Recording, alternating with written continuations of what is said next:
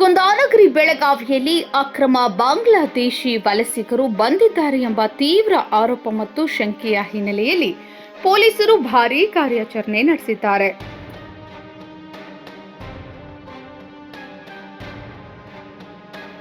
ಬೆಳಗಾವಿಯ ಕೇಂದ್ರ ಬಸ್ ನಿಲ್ದಾಣದಿಂದ 20ಕ್ಕೂ ಹೆಚ್ಚು ಜನರನ್ನು ವಶಕ್ಕೆ ಪಡೆದು ಮಾಳಮಾರುತಿ ಪೊಲೀಸ್ ಠಾಣೆಗೆ ಕರೆತಂದ ಡಿಸಿಪಿ ನಾರಾಯಣ್ ಬರಮನಿ ನೇತೃತ್ವದ ತಂಡ ಅವರ ದಾಖಲೆಗಳನ್ನು ತೀವ್ರ ಪರಿಶೀಲನೆಗೆ ಒಳಪಡಿಸಿ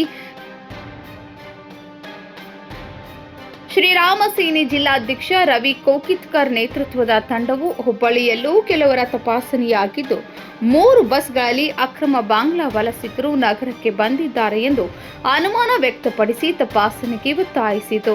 ಈ ಹಿನ್ನೆಲೆಯಲ್ಲಿ ಹೈ ಅಲರ್ಟ್ ಆದ ಪೊಲೀಸರು ತಕ್ಷಣವೇ ಎಲ್ಲರನ್ನ ಮಾಳಮಾರುತಿ ಠಾಣೆಗೆ ಕರೆತಂದು ವಿಚಾರಣೆ ನಡೆಸಿದರು. ಈ ವೇಳೆ ವಶಕ್ಕೆ ಒಳಗಾದವರು ನಾವು ಬಾಂಗ್ಲಾದೇಶದವರಲ್ಲ, ಪಶ್ಚಿಮ ಬಂಗಾಳ ಮೂಲದವರು, ಶಹಪುರದಲ್ಲಿ ಅಕ್ಕಸಾಲಿಗರಾಗಿ ಬಂಗಾರದ ಕೆಲಸ ಮಾಡುತ್ತಿದ್ದೇವೆ. ಪಶ್ಚಿಮ ಬಂಗಾಳದಲ್ಲಿ ಚುನಾವಣೆ ಮತದಾನ ಇದ್ದಿದ್ದರಿಂದ ಊರಿಗೆ ಹೋಗಿದ್ವು, ಈಗ ವಾಪಸ್ ಕೆಲಸಕ್ಕೆ ಬಂದಿದ್ದೇವೆ ಎಂದು ಪೊಲೀಸರ ಮುಂದೆ ಹೇಳಿಕೆ ನೀಡಿದ್ದಾರೆ.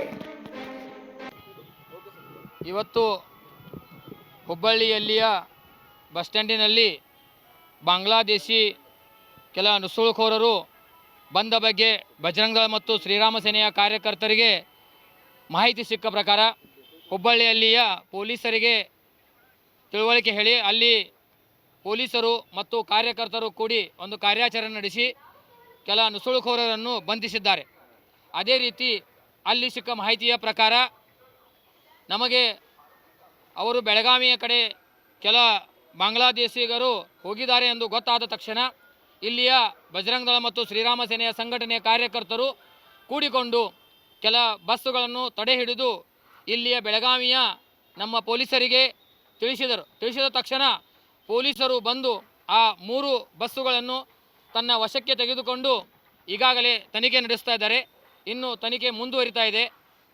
ಮುಂದೆ ಅದರಲ್ಲಿ ಎಷ್ಟು ಜನ ಇದ್ದರು ಅನ್ನೋದು ಅಥವಾ ಇದ್ದರೂ ಇಲ್ಲವೋ ಅನ್ನೋದು ಇನ್ನೂ ಇನ್ಫಾರ್ಮೇಷನ್ ಬರಬೇಕಾಗಿದೆ.